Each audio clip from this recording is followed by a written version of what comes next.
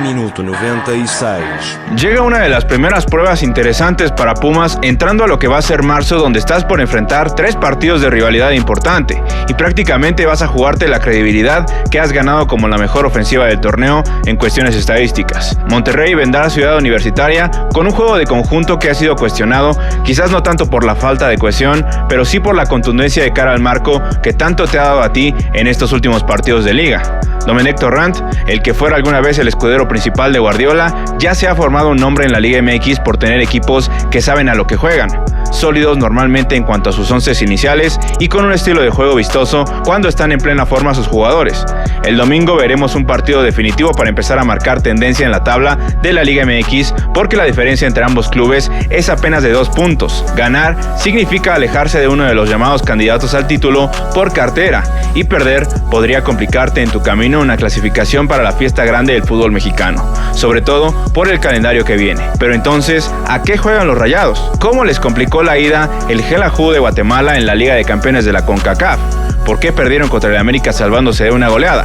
Fortalezas, debilidades, todo eso y más. No sin antes agradecerle a Pablo Sandoval por unirse a los miembros del canal. Únete tú también y escucha estos audios antes que nadie por 49 pesos al mes, ya que con esto apoyas también a que el proyecto siga funcionando. Suscríbete, que eso es completamente gratis, deja tu like, comparte y comenta. Continuamos. El esquema de Domenech Torrent no es estático, puede variar según el rival o en los momentos de partido, pero sí requiere piezas específicas que cumplan roles, como dicta la escuela guardiolista. Este dibujo 2-5-3 nos ayudará a explicarlo bien, pues Rayados necesita a 2 centrales importantes que tengan buena salida de pelota y recorrido hacia atrás para recuperarse en los contragolpes. Además, su portero, que es clave en la construcción de las jugadas desde la salida, con este buen manejo de pies, fungiendo como uno más de cancha, haciendo que la presión del rival quede prácticamente anulada si no es numerosa. O por otro lado, cuando llevas varios futbolistas al frente para robarles en su campo a los Rayados, ellos saltan la línea y te toman en el mano a mano contra tu defensa. Obviamente ahí necesitan un contención fijo que sepa recibir de los 2 centrales y tener esa buena técnica para mandar balones largos a la gente de arriba. Este pivote defensivo se acompaña con otro mediocentro de ida y vuelta que da el equilibrio en esa zona del campo, aportando en la recuperación o llegando al área de segunda línea. Delante de esa fila de 4 formada por carrileros y mediocentros, hay un jugador habilidoso que le da otro sentido a las jugadas con sus pases, y finalmente los 3 más adelantados son un 9 nominal con capacidad de juego asociativo y 2 extremos volantes que pueden ir tanto por fuera como por dentro. Monterrey satura el carril del centro formando un cuadrado para generar superioridades numéricas, y eso lo han sabido identificar equipos como América o Xelajú últimamente, siendo el planteamiento del equipo centroamericano el que más parecido tiene, por ejemplo, al que hizo Pumas contra otras plantillas más poderosas, cerrándose con 2 líneas defensivas. Con un solo delantero, el club del país de Álvaro Morales casi logra sacarle un resultado histórico en la primera ronda de la CONCACAF al Monterrey. Entonces, dada la forma en que Efraín Juárez viene planteando últimamente, considero que vamos a ver un Pumas en un papel similar al menos 45 minutos. Que no estaré de acuerdo, estás en tu casa y hay que salir a proponer contra el que sea, pero es un comentario basado en lo que hemos visto del equipo en estas 6 jornadas, y además con el argumento de peso, de que Monterrey suele sufrir un montón y volverse predecible cuando lo obligas a jugar permanentemente por los costados mientras los esperas a la contra con una defensa central que ha perdido a Salcedo y a Ramos, para que el día de hoy solo tengan un titular capaz de hacer un recorrido veloz hacia atrás en caso de contraataques. Eso sí, no estamos hablando del último lugar de la tabla, sino de una de las nóminas más caras de la liga, y cuando no les funciona el tema colectivo, siempre tienen una figura que les resuelve los partidos en un destello. Y para repasar esas opciones, vamos con el 11 inicial. Primero, Cárdenas, el portero líbero al que le dieron toda la confianza sobre Mele y ha respondido con este tipo de atajadas cada vez más comunes en sus desempeños, que además de salvar puntos, también maquillan un poco los resultados duros para Monterrey, como en una potencial goleada que el arquero les evitó contra el América. Los centrales serán primero el experimentado Stefan Medina, que ya lo hemos comentado muchas veces, muy buen futbolista, incluso puede jugar habilitado como lateral en algunas circunstancias de partido, además de ser una garantía en el juego aéreo. Hueso Reyes podría sustituirlo con esa tendencia de ir también por una banda y plurifuncionalidad para jugar como central de igual forma. Luego tenemos a Alfonso Aceves, un futbolista que desde Pachuca manejaba un perfil bastante interesante para un central por su combinación de técnica, buen juego aéreo y una velocidad prácticamente de lateral, lo que lo llevó a Monterrey por estrategia, ya que al ser un equipo que queda mano a mano muchas veces por partido a la contra, este jugador, como vemos en pantalla, se las arregla bien para recorrer a toda velocidad contra su portería y hacer las coberturas defensivas ante la mayoría de delanteros rápidos de la liga. Su punto negativo es que ha tenido varias salidas malas en los últimos partidos que han terminado en acciones de peligro en contra. Ojo ahí si Pumas logra presionar bien su zona en algún momento. Los dos carriles estarán ocupados por futbolistas con cierto equilibrio entre defensa y ataque, pero finalmente mucho más inclinados a ofender desde su zona que a evitar el ataque del contrario. Primero estará seguramente el regreso de Ricardo Chávez, un jugador conocido por Torrent de muchísima llegada, pero que ha manifestado demasiados problemas en la marca o recorrido hacia atrás.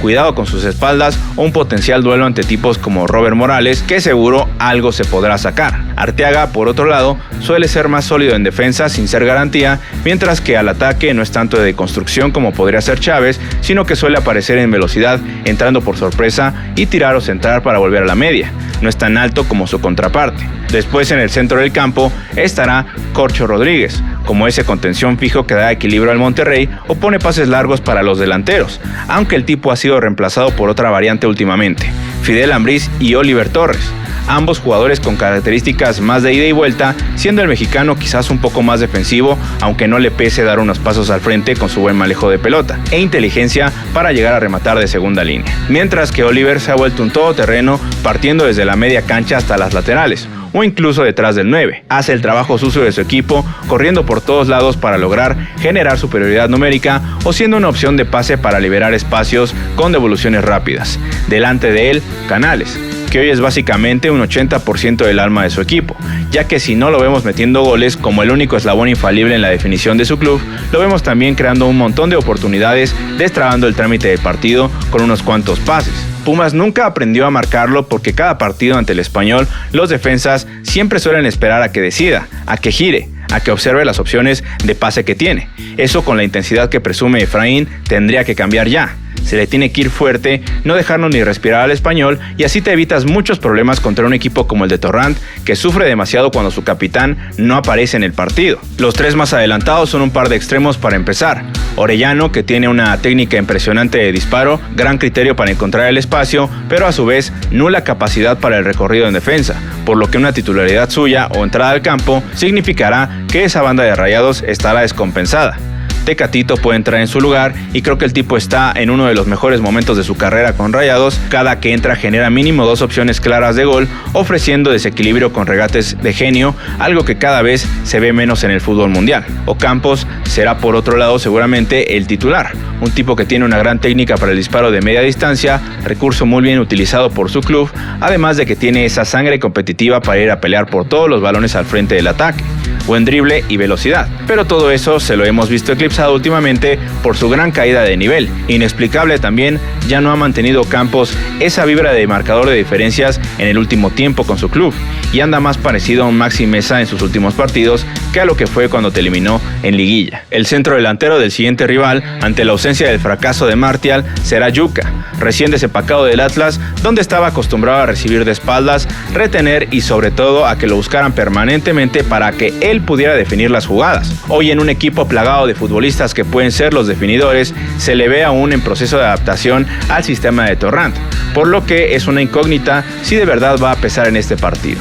Pero como siempre, lo que sí podemos ver en acciones puntuales son las fortalezas y debilidades del siguiente rival en los últimos goles tanto a favor como en contra que ha recibido. Y empezamos por su partido ante los Xolos, un juego que se les complicó en menos de 10 minutos a los dirigidos de Torrent porque tuvieron un montón de problemas para defender al primer poste.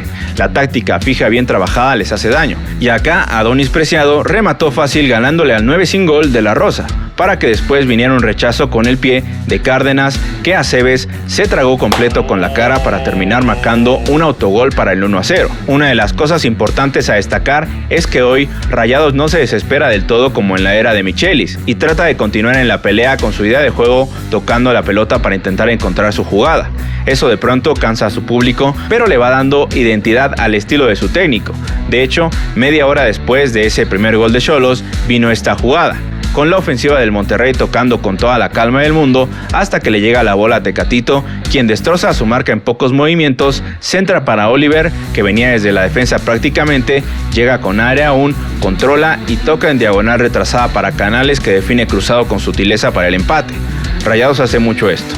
Hay que destacarlo no solo en este partido, sino que busca permanentemente jugadas asociativas que terminen en diagonales retrasadas para los medios que llegan de segunda línea o tiros de media distancia.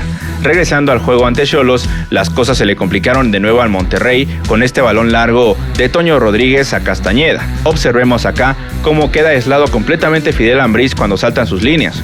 Conduce el mediocampista de Xolos, proyecta por la banda a Adonis y acá aparece lo que les dije. Esa banda, cuando Orellano es titular, queda descubierta porque el argentino carece de oficio defensivo. A Chávez le faltó un poco más de intensidad para ir por la pelota, pero luego la falta de oficio de Luca es triste. Hace penal y Xolos se encaminaba a los 3 puntos en esa noche. Torrente empujó a su equipo completamente al ataque, formando después un 2-4-4. Pero a los futbolistas les terminaba faltando siempre ese último toque. Incluso Xolos tuvo algunos contragolpes que pudieron ser detenidos en urgencia por Aceves, por ejemplo. Aunque en un tiro de esquina, luego de un rechace de la defensa de Tijuana, la bola le quedó al mismo Orellano, que firmó el gol de la noche de media distancia para el empate definitivo. Lo que nos lleva a uno de los puntos más importantes del siguiente rival, sus individualidades, que al menos en sus últimos 4 partidos les han ayudado tanto para la victoria como para salvarse de bochornos importantes. Y para desarrollar lo siguiente, continuamos en el partido ante Xelajú, que se le encerró al Monterrey, quien no pudo abrir ese cerrojo por más de 80 minutos, llevándose una sorpresa además con este contragolpe letal del equipo guatemalteco, que hizo ver totalmente vulnerable a la defensa regiomontana, con un remate a la Chicharito finalmente de Jofre Escobar para el 1-0. Todo parecía perdido para los dirigidos de Torrant, pero otra vez, luego de un rechace del rival después de un centro, la bola le queda a Tecatito y en una acción individual salva del ridículo a su club. En la vuelta hay que decir que la historia fue diferente, el cuadro titular del Monterrey apareció, sobre todo Canales, que desde los primeros minutos ya complicaba mucho al Xelajú y de hecho en una acción donde el español condujo por el centro para tocar a Martial, que se abrió por la banda, todo terminó en asistencia del mismo francés para Fimbres, que llegó a rematar. Acá vemos cómo es de ofensivo Monterrey, incorporando gente de su medio campo prácticamente a la altura de un delantero. Luego vino Tecatito de nueva cuenta generando esta jugada por la banda con Oliver para finalmente recibir un penal bastante torpe de los guatemaltecos, que vino a cobrar Ocampos para el 2-0 definitivo. Monterrey habría recobrado algo de confianza, aunque en Liga MX lo esperó el América, un equipo mermado por las bajas importantes y llegada a destiempo de los refuerzos, que aún así se las arreglaron para provocarle problemas a la defensa regia, como esta de Vega, que pasó muy cerca. Cárdenas, como dijimos también, tuvo una actuación individual sobresaliente que salvó de la goleada a su equipo desde la portería, pero también hay que decirlo y danzar sobre la lápida de su carrera que el exjugador de Henry Martin tuvo al menos un par de oportunidades para definir el partido y no logró concretar. Finalmente, después de un saque demasiado fuerte del mismo Cárdenas, con unas gallinas que fueron a presionar con todo y un Monterrey que no pudo despejar, la pelota le quedó a Cendejas, que le mostró el dulce a Aceves, quien nunca se decide a robar la bola y termina abriendo las piernas para que pase el balón del 1-0. Monterrey llegó con toda la presión de ganar en su casa en la jornada pasada ante León, y aunque lo logró, su victoria por la mínima no dejó de preocupar a sus aficionados por un club que no es tan dominante como su inversión podría indicar, y que además sufre cuando sus figuras no entran enganchadas al partido. Como última anotación, he de decir que los Rayados casi nunca llegan a esta zona del campo para centrar, sino para tirar diagonales retrasadas a los que se incorporan de segunda línea. Si vemos centros de los regios, vendrán desde esta otra zona, unos metros atrás de donde normalmente tiran sus servicios otros clubes de esta liga, lo que los hace peligrosos, ya que aprovechan un espacio que el común de equipos de la liga también no suele marcar con tanta intensidad, dejando un área de oportunidad enorme a los jugadores más dotados de calidad técnica. Esa es la gran diferencia que se le ve desde la previa a este partido. Un Pumas con un juego más de conjunto y bien afilado de cara al arco, pero malo defendiendo, contra un Monterrey al que le urgen los resultados. Le falta contundencia, pero tiene algunas de las mejores individualidades que ganan partidos de esta liga. Muchas gracias por escuchar o ver el capítulo 278 de Minuto 96. Y ahora vamos con el pase de lista. Saludos a Luis Ángel PG, Cirilo Contreras hasta Ciudad Valles, San Luis Potosí, Renosila, SG7 FIFA Games, Omar Barrientos, Juan Cortés y su hijo Alejandro, Eric Rayo, Gil Ramírez y su esposa Silvia, Pedro Peter Castrejón, Diego López, Gato Chávez, Jorge Rosas, Carlos y Ale Parada, Pepe Rashid, Pablo Sandoval, Óscar Espinosa, Savis Cayetano, Javier Bates, Manuel Ordorica, Isra Sandoval, Marco Guerrero, Jantuán Rojas, Ángel López, Camazots, Mr. Fábricas, Isaac Gómez, Beto Morales, Mariano Ramírez, Loacaloa, CU04, Rick Sabadoa, Manuel Solís, Gerardo Rosas, Arihualo, Juan Pérez, Benedetto 6294, Aaron H4M3O, Luis Aníbal Bárcenas, Tavo Cervantes, César Martinioli, Alex Vallado, Alberto Roquero, Alan Rivera, Javier Nocedal, Elias Quintana hasta Bonn, Alemania, Janael Ortega, Sony T666, Vida Real Fitness, Rodrigo Domínguez, Raúl Vilar, Mikeboy, Isacrack, Oma BR, Segu2MC, Arturo Veladiz, Lester Rosas, Fer el Puma, Ángel López, Emanuel Camacho, Ivalés Huertes, Manuel Ríos, Buddy Catcher, Androli, Samás MC, Aarón Dorasco, León López, Pica 1996, Héctor Pino, Martín Villegas hasta Texas, Lágrimas Negras de un Vampiro, Alejandro Rendi, Jared Play, Nito The First, Babyface, Carlos Real, Abraham Ramírez, Marco López, Jonathan Rivera, Luis Pérez Martínez, Manuel Aguileta, Sueño Estelar, Alecito, Emanuel Zamora, Nico y su hijo Nico 30 hasta Uriangato, Juan Carlos Alejandre, Diegol, Heriberto Reyes, Camil Torres, Ramón Abad, Rubiel Gamboa y familia hasta Villaflores Chiapas, Alex Rivero, Rogelio Fonseca, Gabriel Ramos, Juan Carlos Hernández, Saúl Brindis, Uriel Stone Méndez, su esposa Iraíz e hijos Fabián y Valeria, Nicolás Ramírez, AJ Express, Foodlicker, Mapsin Z3, Alejandro Carrillo, Jesús Noriega, Alex Alamandra y Jesús Aguirre. Muchas gracias a todas y todos por escribir. Yo soy Jorge del 96 y nos vemos el próximo episodio. Gracias.